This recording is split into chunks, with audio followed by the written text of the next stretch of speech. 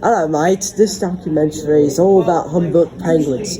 So come along with us to learn more about these amazing animals. To begin, let's look at the taxonomy of the Humboldt penguin. Feel free to pause if you want to take a closer look at this information. Moving on, this penguin in particular can be found along the shorelines of Peru and Chile. Most assume all of them live in the cold, but that's a myth. Penguins usually live in cold areas like Antarctica and Both locations can get pretty warm during the summer. When it comes to the penguins' habitats, they tend to stick together along rocky terrain to make nesting easier.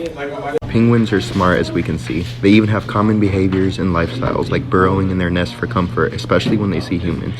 Most penguin breeds are often fear humans. The rest of their time is spent swimming, mainly looking for food. When on land, they're on the hunt for resting spots and taking care of their children.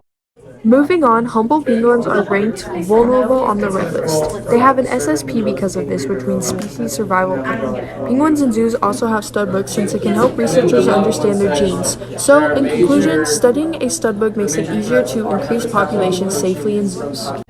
Also, their genetics are studied carefully so we can help prevent extinction. Studbooks make this easier for researchers to organize this data.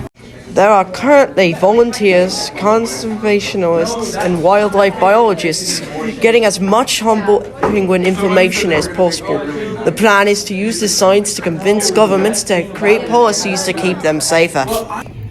But speaking of conservationists, in order to become one, you need a bachelor's in zoology or natural biology. Forestry and natural resources could help too. This job takes a lot of patience and dedication.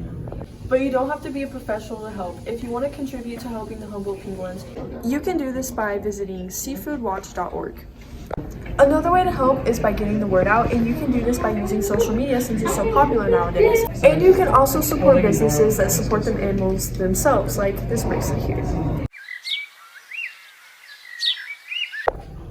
Our main issue is that Humboldt penguins are currently struggling to get enough food due to overfishing, which I understand fishing's fun and all, but we gotta stop sometimes.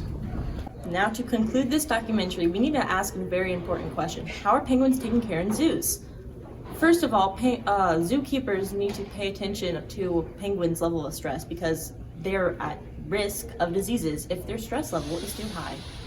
To keep them happy and healthy, it is best to give them the closest possible enclosure to their natural environment. This includes deep pools and rocky yet still smooth terrain. Detroit Zoo recognized this and changed their 6-foot pool to a 25-foot pool.